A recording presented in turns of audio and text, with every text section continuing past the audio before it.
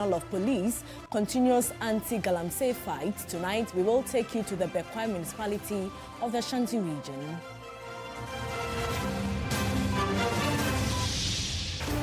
Later in the bulletin, Asanteman is mourning after Asantehima Asantehino Tunfo to the second confirms the death of Asantehima Nana Ama Kunedu Yadom III, who died after 8 years on the stool. In business news, Ghana Association of Banks hints cost of lending set to fall as Ghana reference rate hits 3-year low of 19%.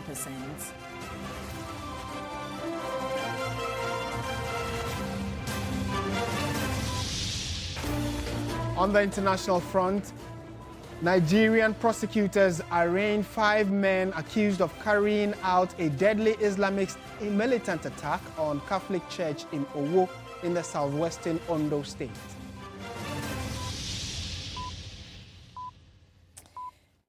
We have details of all these stories and many more coming up, and the next one do stay with us. We are starting our bulletin this evening from the energy sector because the Ministry of Energy and Green Transition has approved a request by the Ghana National Gas Company Limited, Ghana Gas, to undertake scheduled maintenance shutdown of the Atuabo gas processing plant. The said maintenance will take place from August 16 to August 30, 2025. The plant's suspension of gas supply, according to the ministry, will allow for critical inspections, repairs, and upgrades to enhance the plant's efficiency and reliability.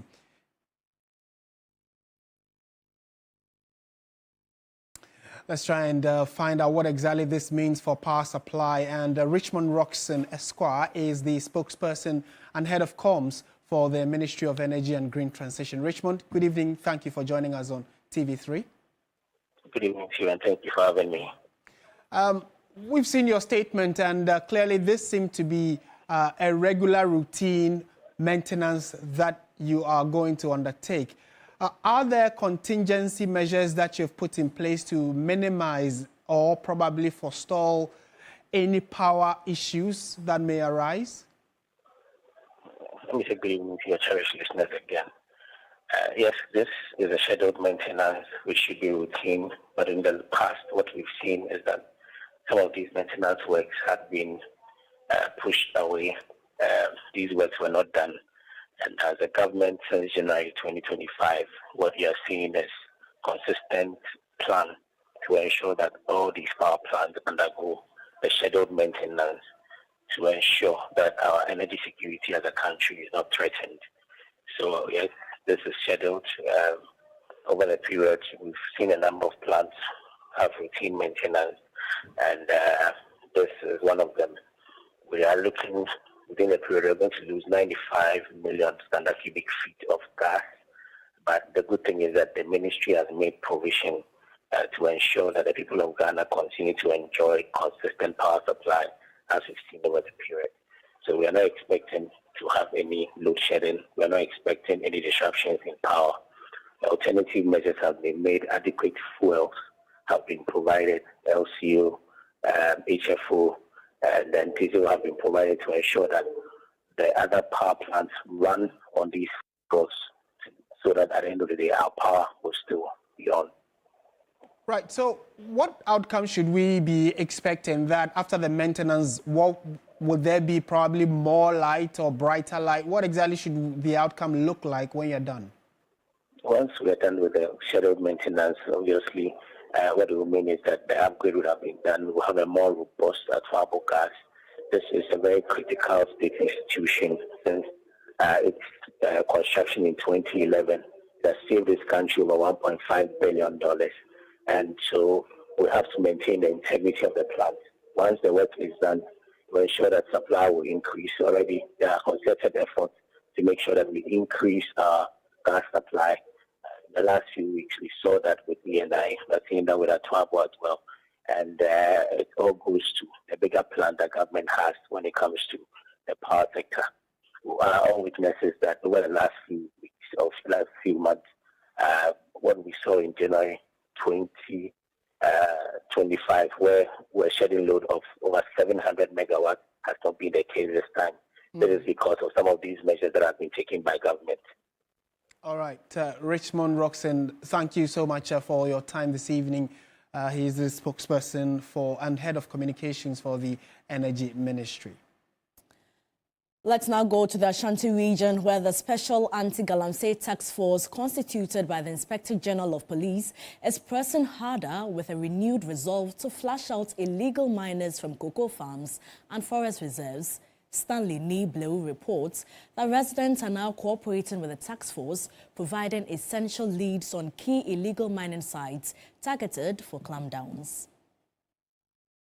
The fight against illegal mining in parts of the country continues as water bodies, farmlands and forest reserves continue to come under threat from illegal miners. At Ehure and its environs in the Bekwai municipality of the Ashanti region, residents overwhelmed by the destruction of their lands volunteered information to the Special Anti-Galamsey Task Force for an urgent crackdown. Following the success of previous operations that saw the confiscation of several earth-moving machines, some chiefs and opinion leaders raised concerns about 2 additional illegal mining sites near the Ehure Methodist Primary School. Under the command of DSP Karim Mahama and ASP Bawa Abdul Jalil, the IGP's men swiftly moved in to disrupt the mining activities. The illegal miners on guard fled the pits after destroying large hectares of farmlands and forest reserves. 4 excavators were seized on the spot. At the next mining site, the Galamsey operators had immobilized 2 excavators by removing critical components, making them nearly impossible for the task force to tow away. The mechanical sabotage delayed recovery operations, but the task force remained resolute. Residents applauded the team for its successful work.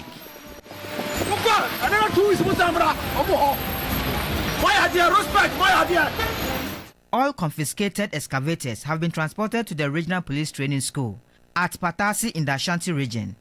The IGP's Special Anti-Galamsey Task Force says these sustained operations are only the beginning, warning that every illegal mining enclave, no matter how remote, will be targeted. Authorities are urging communities to continue providing timely intelligence as the fight to protect the nation's lands and water resources intensifies. Stanley Nibleu, TV3 News.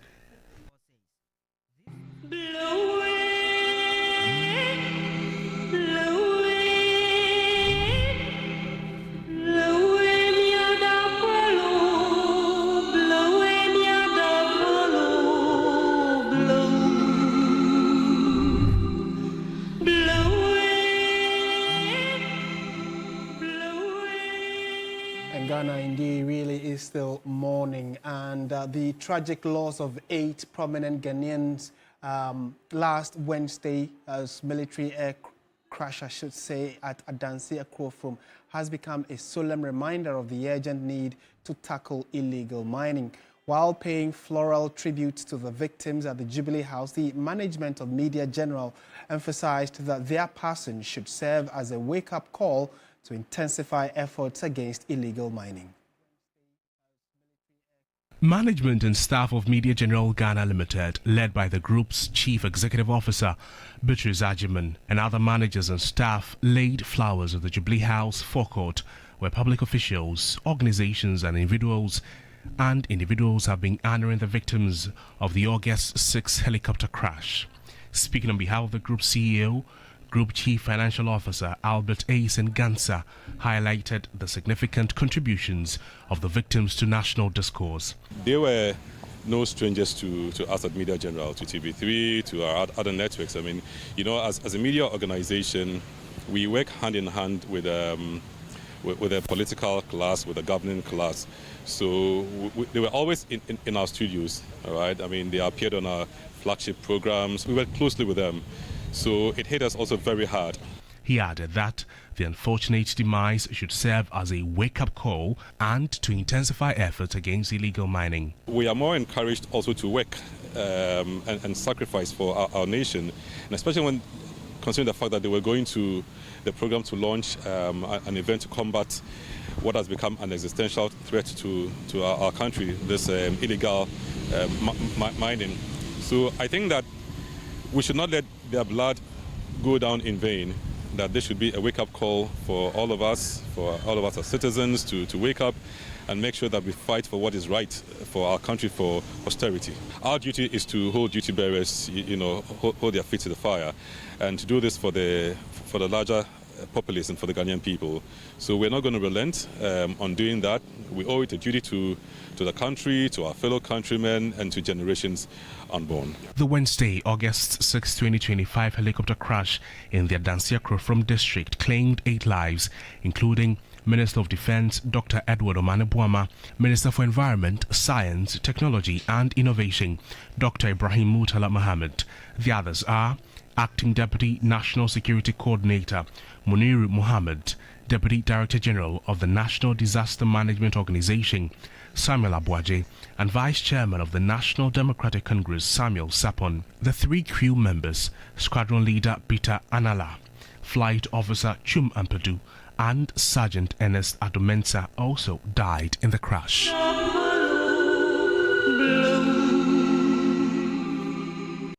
And the Speaker of Parliament has cautioned Ghanaians against dismissing genuine prophecies from credible men of God.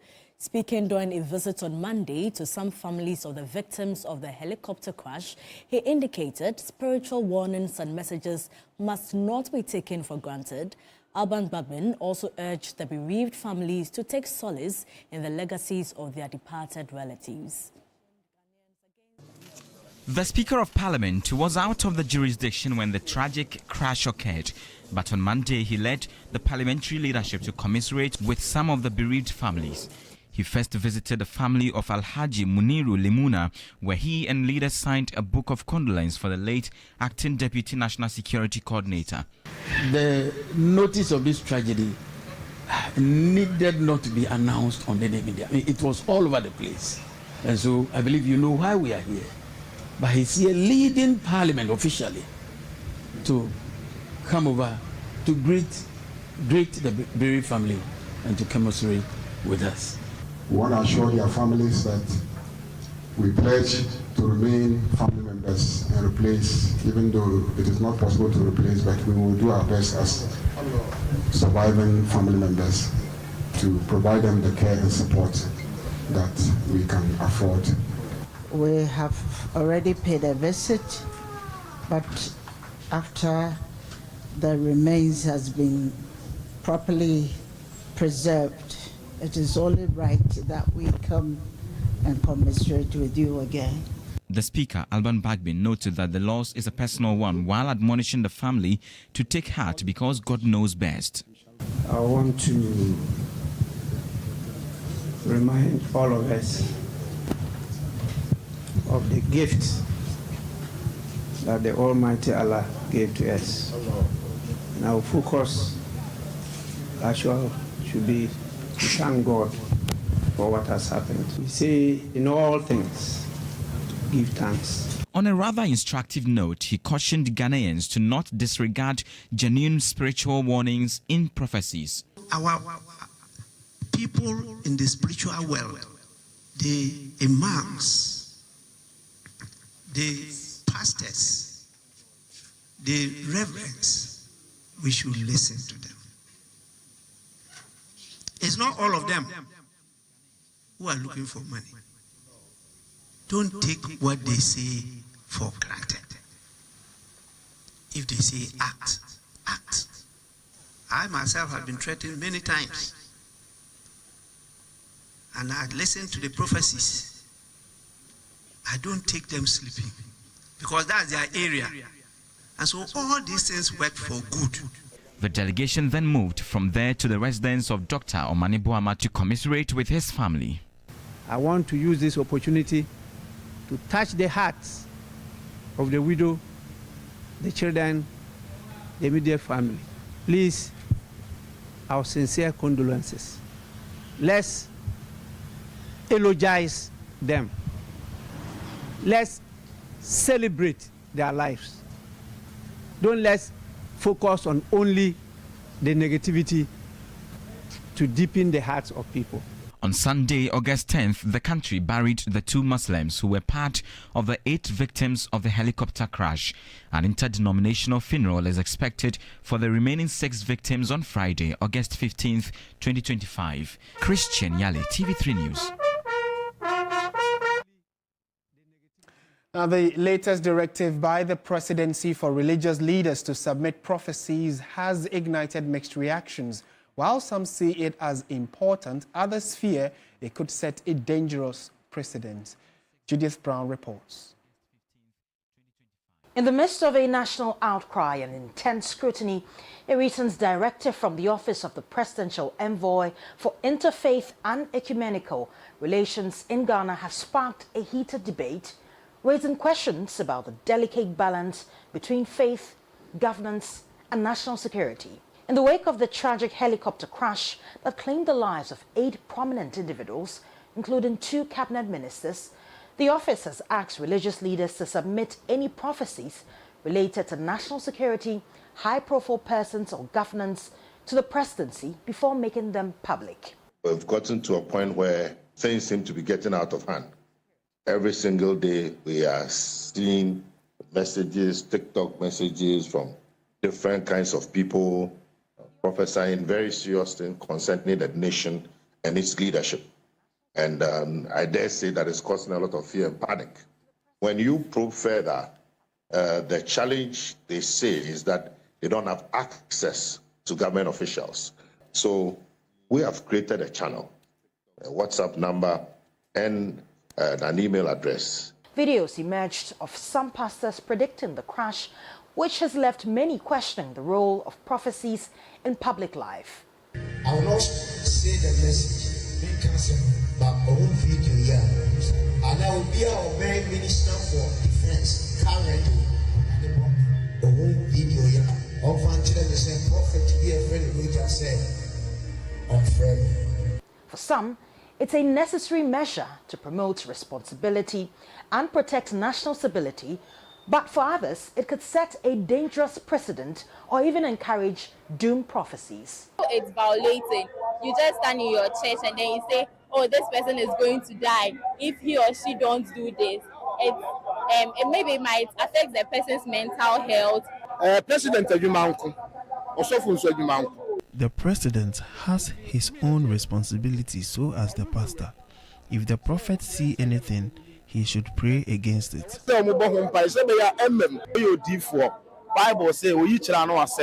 If God reveals to redeem, why don't the prophets pray against it before making it public? The prophets shouldn't wait for the deed to happen before they talk about it. But the presidency insists that the measure is about safeguarding the public and not censorship. For the Christian Council, more clarity is required. In a statement, the council indicated that it has requested a meeting with the presidency to discuss the matter further and provide clarification. And for the Ghana Pentecostal and Charismatic Council, the call should have been approached differently. In an interview with TV3, General Secretary Emmanuel Tete explained the move should have involved a coordinated consultative process. You see, we have the sector ministry and the Ministry for Chieftaincy, Local Government and Religious Affairs, which we deal with very directly on all religious issues. And so I think there could have been a coordinated consultative process in coming into a firm-up decision involving the Ecumenical Council leaders, so that by the time the letter is coming, the Ecumenical Councils, like the Christian Council, like the Ghana Pentecostal and Charismatic Council, Catholic bishops and others, are fully aware of the intention and the reason what is driving this new move. Well, as the nation grapples with the aftermath of this tragedy, the question remains, will this directive achieve its intended purpose, or will it have unintended consequences? Judith Brown, TV3 News. Meanwhile, the Apostolic Fathers of Ghana, a group of pioneering leaders of the charismatic movement in the country, have expressed deep concern over the growing trend of unregulated prophetism in the country, describing it as divisive, confusing and unbiblical. Speaking on behalf of the group, Apostle General Sam Krankyankra encouraged prophets to be circumspect with their prophecies. We, the fathers, are all worried and disturbed about the trend of prophetism and the manner in which it is handled. It is divisive, it's confusing, it's creating a lot of problems for all of us. But regulation, we doubt if regulation can really bring sanity. We have our doubts about that. But we believe that we, the fathers and the church, if we sit down together, we will be able, by virtue of grace and wisdom, be able to sanitize the situation and the system. On this occasion, we are calling upon all brothers, sisters, all preachers, all apostles, prophets, pastors, evangelists, people who do the work of God. We want them to know that there is a biblical blueprint in the way and manner in which we do God's work. There is a biblical blueprint. There is corporate wisdom and knowledge in the way issues are handled.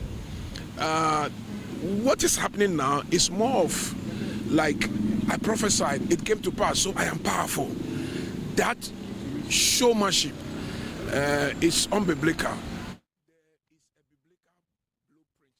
We're staying on issues of the sad passing of some gallant people in the country, and Asantehene Nana Ama Kunedu Yiadom III has passed on. The Asantehene Otumfuo II confirmed her demise on Monday during an Asanteman Council at the Mensha Palace in Kumasi. The Queen Mother, who died on Thursday, spent 8 years on the stool.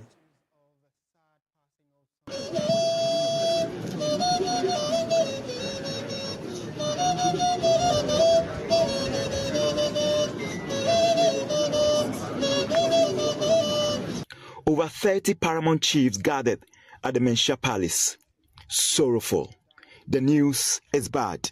Regalia and facial expression speak volumes. The 14th Queen Mother has passed. A sad day for Santaman, and the king has to break the unfortunate news. So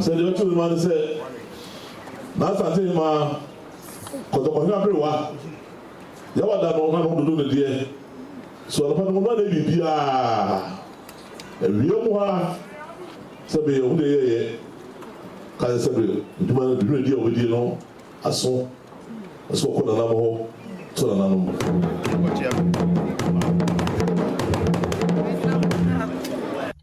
Nana Ama Kwedu Yiadom III, born Nana Ama Kwedu, succeeded her mother, Nana Efia Kobise Wampim II, in February 2017. She lived on the stool for 8 years. The last time an Asante queen lived 8 years on the throne was between 1828 and 1836. That was the era of Nana Yadufi, the 7th Asantehene. Immediately the Santehene finished announcing the demise of the queen, he visited her palace to commiserate with the family at the queen's palace. So what happens after her demise? Safo Kantanka, a monarchical historian, gave some insights.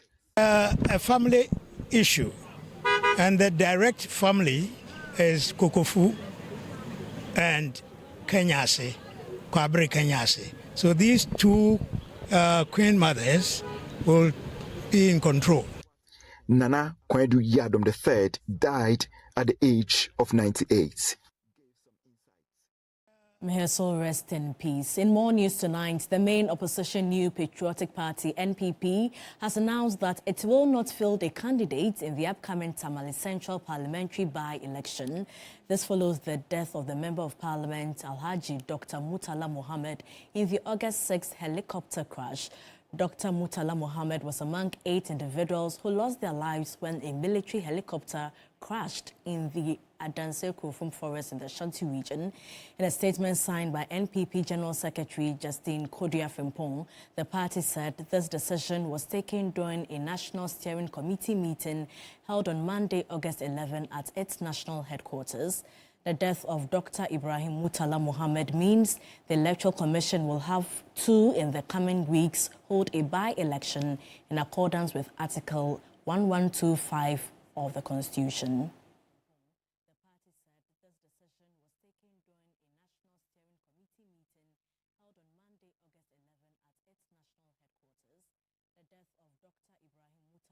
Now, Ghana has marked a historic milestone in entrepreneurship education, graduating the first African cohort of the University of Utah's Masters of Business Creation program at Ensign Global College.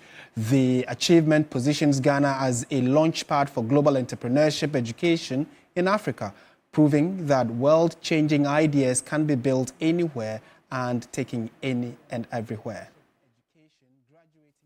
It is a first for Africa and a big win for aspiring business founders.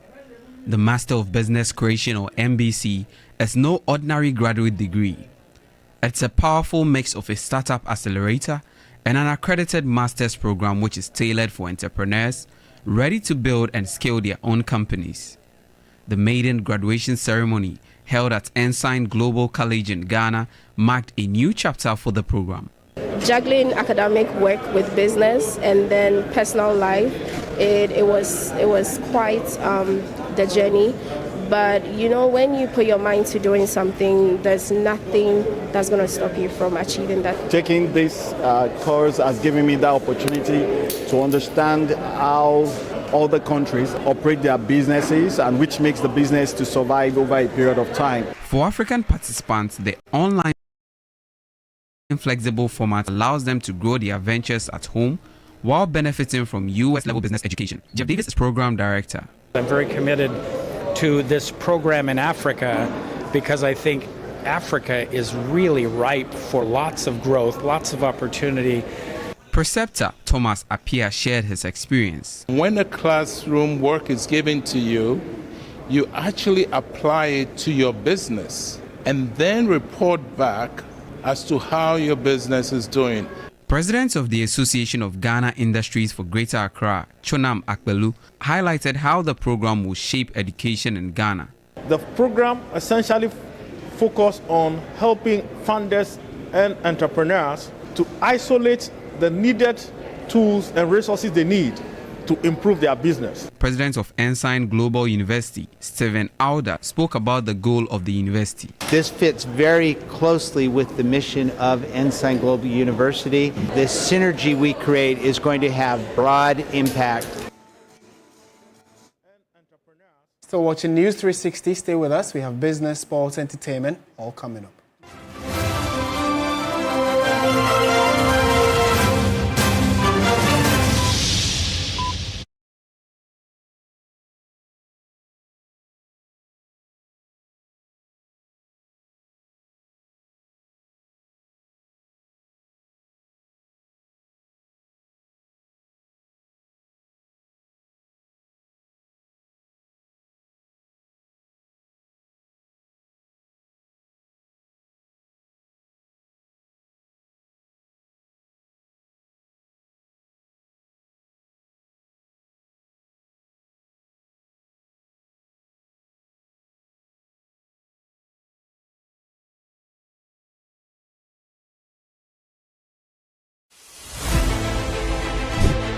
Reporting from the Takoradi Market Circle, from the heart of the Upper West Regional Capital, from the heart of the Ashanti Kingdom, reporting from Sunyani, from the Central Business District of Navrongo. The parliamentarians are on recess.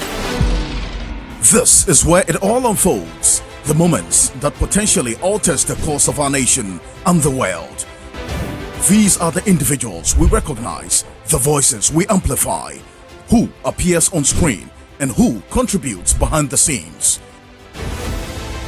With professionalism at our core, we bring you news you can trust, impact journalism that makes a difference. This illustrates how diverse perspectives enhance our strength and reinforces our mission. This is 3 News, Leaders in breaking news, exclusive interviews, facts and analysis on TV, radio, online and digital. 3 News, first in news.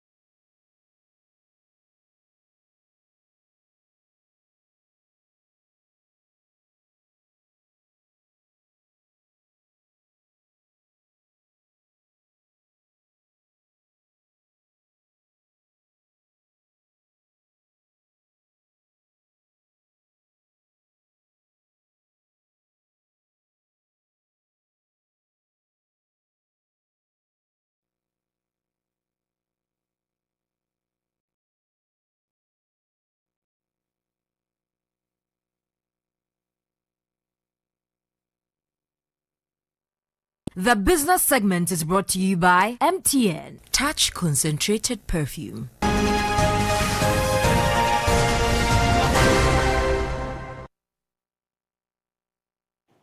Welcome back to News 360. Time now for business. Hello, Mai. Hi, people. Hi. What's coming up? Well, you know, recently the monetary policy rate was reduced from 28 to 25. Well, the Ghana Association of Banks says we should expect loans to drop relatively. Lower. Okay. Interests on loans to reduce. Yeah. Okay. Are you going for a loan? Good idea. maybe. Well, to the details. Hello there, good evening, and welcome to the business segment here on News 360. I am Michael Obudu. Now, the Ghana Coalition Against Galamsey has intensified its call for the government to take decisive action against illegal mining, locally known as Galamsey, following the tragic death of 5 government officials and 3 military personnel near Obuasi in the Ashanti region. Convener of the group, Dr. Kenneth Ashigbe, emphasized that the untimely demise of these patriots should mark the end of the menace, urging government and media to refer to illegal miners as environmental criminals and deal with them accordingly. While the coalition pays tribute to the eternal heroism of these gallant Ghanaians and saddened by the mission for which they were driven, the bloody price paid should imply that the menace can no longer be tolerated. The coalition hereby, with immediate effect, call on the media and all Ghanaians to stop calling illegal and irresponsible mining as Galamsey, but rather we should call it as it is, an environmental crime perpetuated by environmental criminals, to reflect the reality of the forces opposing the good governance of our environment. The coalition, among other things, has also called for an end to the deportation of foreigners engaged in illegal mining, arrest and prosecute all politically exposed individuals named in the Professor Frimpong Boateng's report. Arrest, investigate and prosecution of all politically exposed persons involved in these environmental crimes, including the directors of Akunta Mining Limited, the NDC MP for our win, Mr.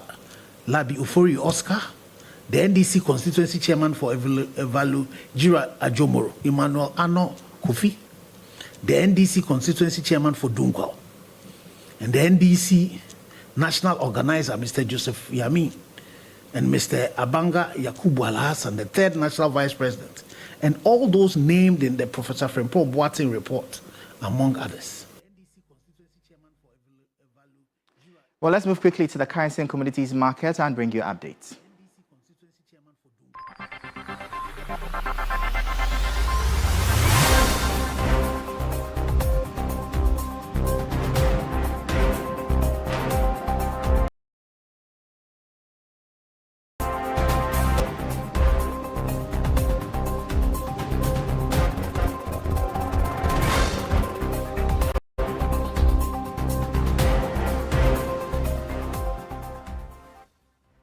Well, now to our top story, and consumers in Ghana should soon benefit from lower borrowing costs following a sharp reduction in the Bank of Ghana's monetary policy rate to 25%, its lowest level in 2 years. The cut has led to a corresponding drop in the Ghana reference rate to about 19%.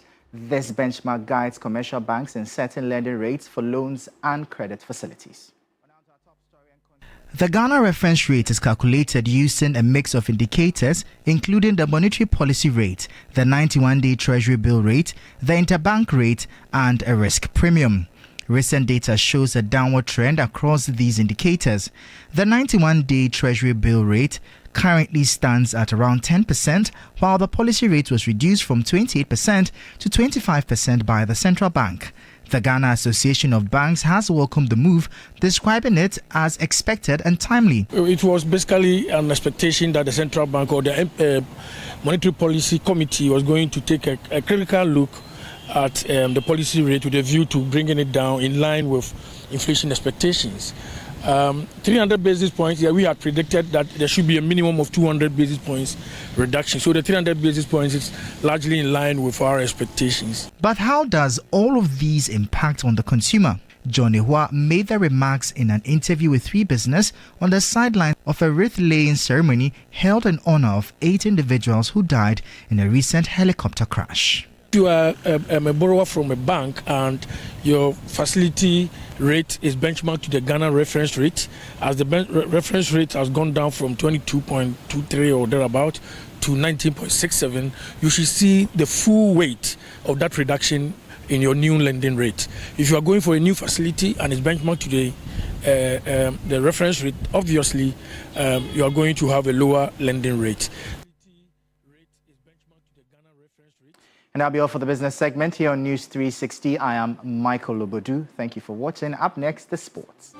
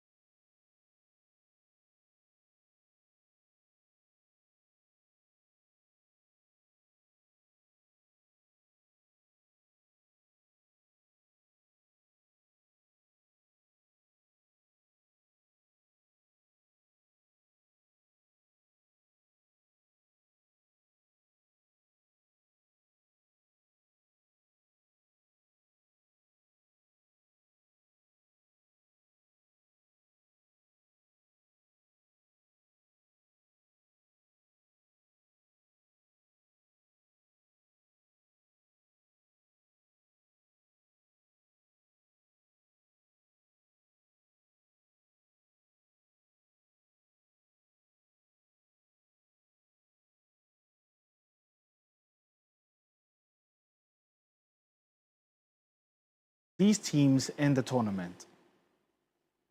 Ghanaian clubs have long aspired to be counted among Africa's elite, a goal that can only be achieved through consistent participation in CAF interclub competitions. With the nation's representation now reduced to one club each in the CAF Champions League and CAF Confederation Cup, earning the sport has become a matter of great pride. This year, Babiani Gold Stars will make their debut on the continental stage as Ghana's sole representative in the CAF Champions League. Their first challenge comes in the preliminary round against Algerian giant JS Kabylie. Despite their inexperience at this level, head coach Frimpong Manso remains confident in their ability to go far in the competition. The train and then also make Ghana proud. So we will continue to work harder, then make sure what we also want to achieve for the team, for the nation. We will do that. Asante Kotoko, meanwhile, will fly Ghana's flag in the CAF Confederation Cup. The Porcupine Warriors are no strangers to the tournament, but must first overcome Nigerian side Kwara United in the preliminary stage. Sports journalist Richard Echampon, who closely follows the club, has shared his perspective on their upcoming battle. Our conversation with the general manager of Kwara United, who tells us that yes, they are not just going to eliminate Asante Kotoko, they are targeting to win the main competition. I also spoke to officials of Asante Kotoko, who tells me this season they are poised to do very well in Africa, since they believe that their fans are always expecting them to do well. Again, that they have undertaken massive recruitment that they think will influence their campaign positively. Regardless of the challenge ahead, both clubs are determined to make history and raise Ghana's profile on the African football map. Well, we'll definitely be keeping a close eye on Babiani Gold Stars and Asante Kotoko as they look to make Ghana proud on the continent. To some more stories where young Ghanaian striker Jerry Afriye has officially passed his medicals and is set to join Raoul Louvier on a season-long loan from Saudi Pro League side Al Qadsiya. Afriye's journey began at Ghanaian lower division side Thoughts FC, where his performances earned him a move to Al Qadsiya in January 2025 on a 3.5-year deal running to 2028. Almost immediately, he was loaned out to CD Lugo in Spain's third tier for the remainder of the season to facilitate his growth in a competitive European environment as part of a strategic agreement of his contract. During his spell at Lugo, Afriye made 10 appearances, scoring 4 goals in the Primera Federación, helping them to a mid-table finish. He joined Raoul Louvier's side that has made a remarkable comeback. The club refounded in 2017, climbing all the way from the 5th tier and secured promotion to the Belgium top flight for the 2025-2026 season, just 8 years after its revival, ending a 19-year absence from the top tier.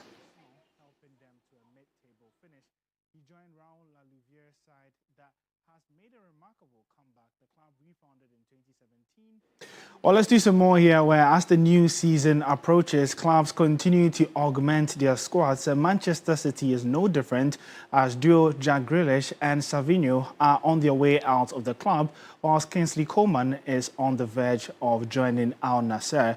There's more in this transfer update by the 3 Sports team. Agreed a season-long loan deal with Manchester City to sign forward Jack Grealish. The deal includes an option to buy for £50 million.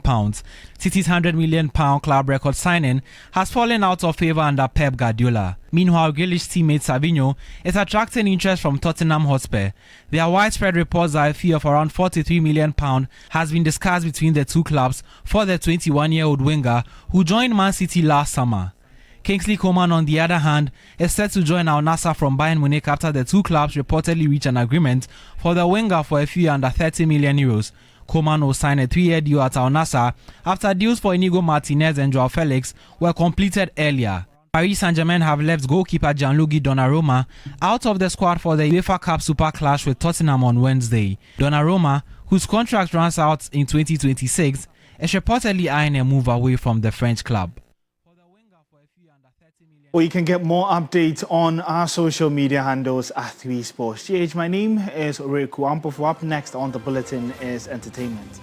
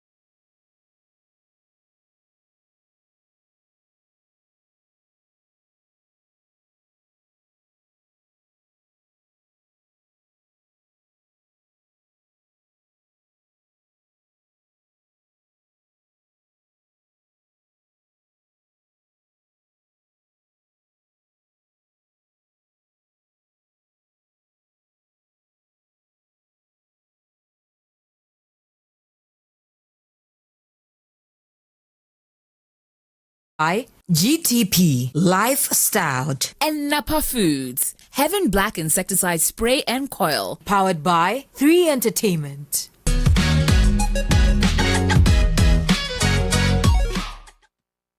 Well, good evening and welcome to the entertainment news segment here on News360. My name is Noella Donko. Now, Western Region's representative in the 2025 Ghana's Most Beautiful Show, Owuba, delivered a triple treat on Sunday night, bagging 3 prestigious awards. Now, her captivating performance wowed both the judges and the audience, shining a spotlight on the iconic Ankos Masquerade Festival, a vibrant cultural celebration cherished by the people of Takoradi. I want you to have a taste of my culture in a bowl of kenke.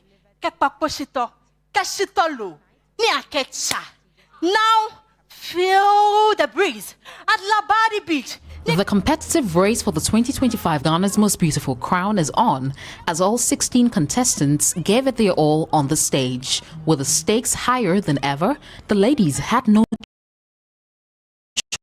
choice but to rise to the occasion, determined to make their regions proud, seizing every moment to educate and entertain. On Sunday night, the contestants transformed into cultural and tourism ambassadors, enlightening viewers about iconic landmarks and tourist attractions from across Ghana. To Mekobono. Yes, the Mekobono Festival, the biggest gathering of chiefs and queen mothers, just like myself, Spine and Bono and Bono East. Indeed, our hospitality depicts that we can never let you go hungry. We have the Elmina's Bakatwe, celebrated in the first week of July, and the Fetu Afasha Festival, celebrated in the first week of September, with its second largest carnival on the coast of West Africa, known as Orange Friday. Owuba, representing the Western region, took the audience on a captivating journey through the streets of Takoradi, bringing the electrifying Ankos Festival to life. Celebrated during the Christmas season, Ankos is a vibrant display of music, dance, and masquerade culture. With spirited dance moves and infectious energy, Owuba shared the rich history behind the festival, revealing how the fisher folk of Takoradi transformed Ankos into a cherished recreational tradition.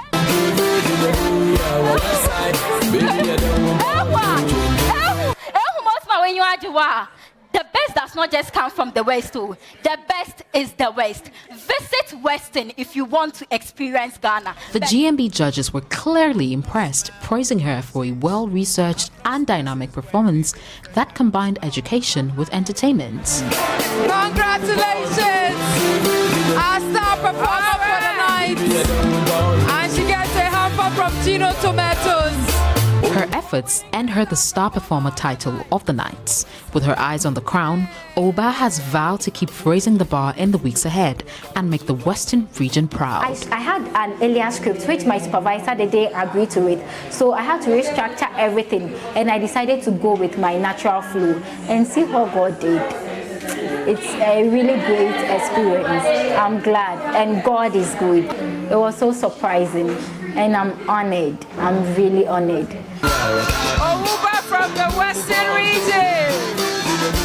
The best is from the West indeed. Well, I hope you're voting for your favorite lady by dialing the short code *713*13# to make sure you're keeping them in the competition. That's it for the entertainment news segment here on News360. My name is Noella Donko.